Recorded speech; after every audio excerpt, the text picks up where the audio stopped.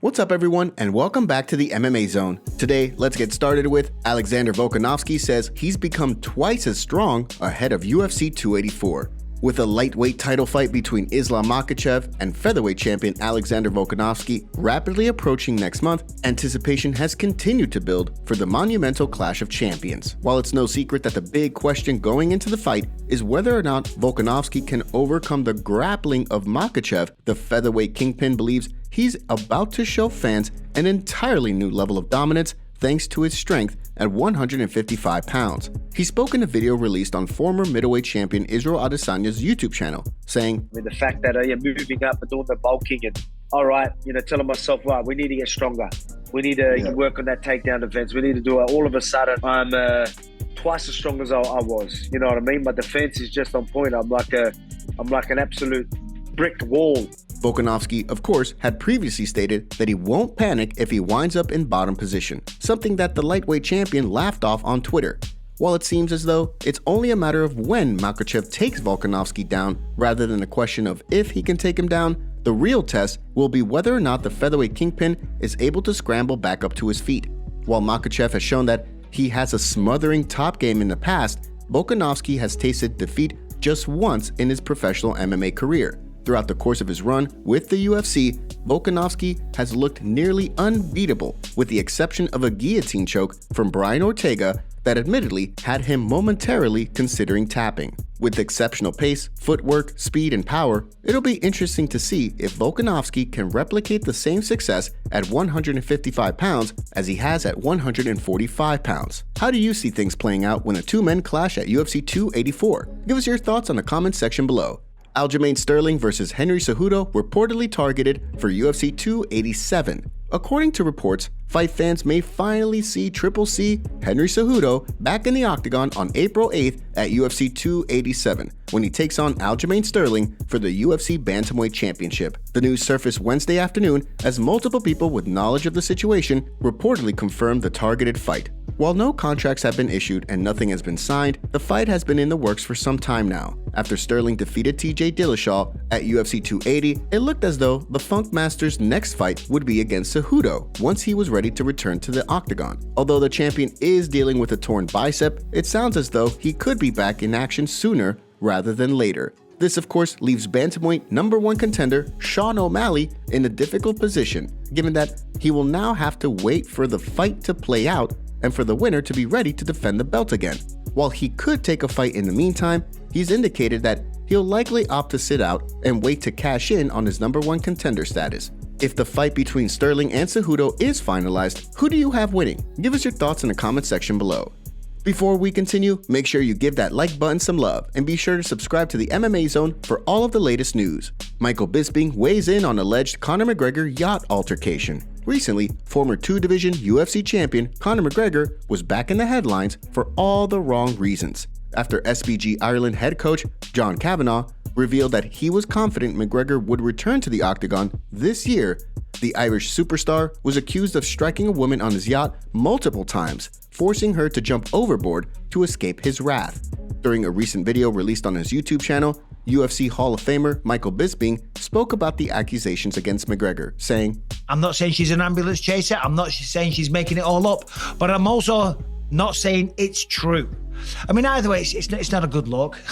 Certainly not a good look. But we've got to let justice run its course. Got to let the police do the investigation before we cast any judgment. The reality is, when you're worth, God knows what he's worth, people try and come after it. People do that. People do go after them.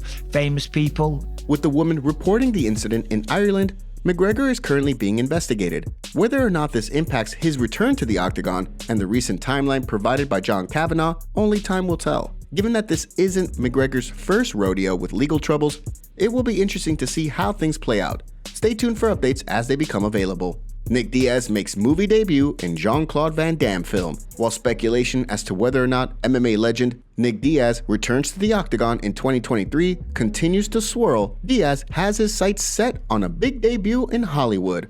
According to reports, the former Strikeforce welterweight champion has been on set in LA working on a movie starring Jean-Claude Van Damme called Darkness of Man. According to Team Diaz associate Matt Stott, The general of the Nick Diaz army was involved in a pretty cool fight scene that he actually wound up choreographing for the stunt coordinator. Stahl took to Instagram to share an image of Diaz on set with the caption, "The movie I was in LA for the last month wrapped yesterday. Get ready for a new, gritty, and dark crime story set in LA starring JCVD and features Nick Diaz, who killed it." Nick also has a badass fight scene in the film. When it got to rehearsing the fight, he took over and of course had better ideas than the film's stunt coordinator, which is what ended up being filmed and looked awesome. With Diaz allegedly looking better in training than he has in a long time, do you think we'll see him back in the octagon in 2023? Give us your thoughts in the comment section below.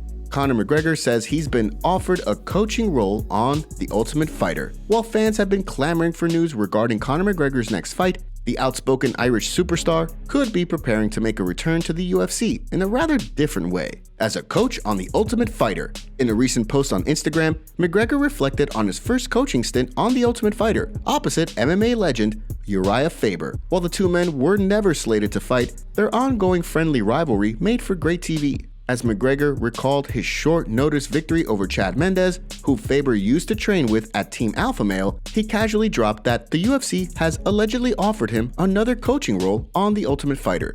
Of course, fans immediately began to speculate as to who he could potentially coach against. While Dana White has stated that his first fight back will be against Michael Chandler, a season coaching The Ultimate Fighter opposite Chandler would certainly be a surprise to everyone. At the same time, with McGregor likely facing a 6-month mandatory testing period under USADA, the season could be an opportunity for him to get back in the spotlight while taking the necessary steps toward becoming an eligible fighter. Who would you want to see Conor McGregor potentially coach The Ultimate Fighter against? Give us your thoughts in the comment section below.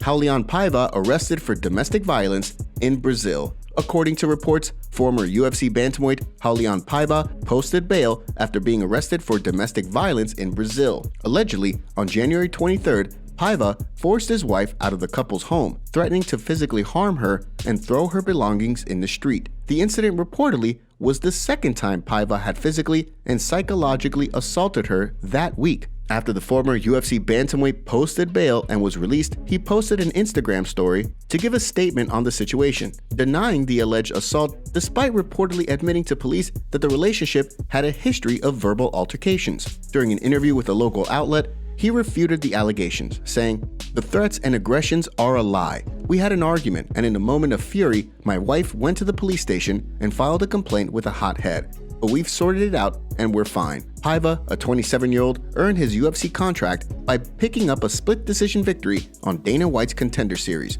After dropping back-to-back losses in 2019, he bounced back and rattled off 3 straight wins. But despite that, he struggled to make the flyweight limit of 125 pounds and ultimately made the move to bantamweight, where he dropped back-to-back losses to Sean O'Malley and Sergey Morozov before being cut by the UFC. Alex Pereira fires back at Jamahal Hill. UFC middleweight champion Alex Pereira wasn't too happy to find his name in the mouth of newly crowned light heavyweight champion Jamahal Hill. After Hill won the title by defeating Pereira's longtime mentor and training partner Glover Teixeira, many began to predict that the middleweight champion could make the move up to avenge Teixeira. After the dust had settled on his win over Teixeira, Hill spoke about the rumors, welcoming a potential fight against Pereira, and vowing to knock him out if the former 2-division Glory Kickboxing champion makes the jump up in weight. This week, Hill responded to a call-out from former light heavyweight champion Yuri Prochazka, which caught the attention of Pereira, who was quick to comment under Hill's video, responding to his recent claims that he would knock him out. So far, there's been no word from the UFC on how they want things to play out in the 2 divisions. While Pereira recently stated that if Israel Adesanya doesn't accept a rematch, he'll move on to #1 contender Robert Whittaker, many have predicted that the UFC could instead book Pereira a champion versus champion showdown with Hill in the meantime. With plenty of options for the UFC, we want to hear from you. Do you want to see Hill and Pereira fight one another? Or should they both defend their own respective championship titles first? Give us your thoughts in the comments section below. Today's video was packed with some juicy stories from the fight world. What are your thoughts about what's going on in MMA? Don't forget to smash the like button and subscribe to the MMA Zone to see more videos just like this. See you next time.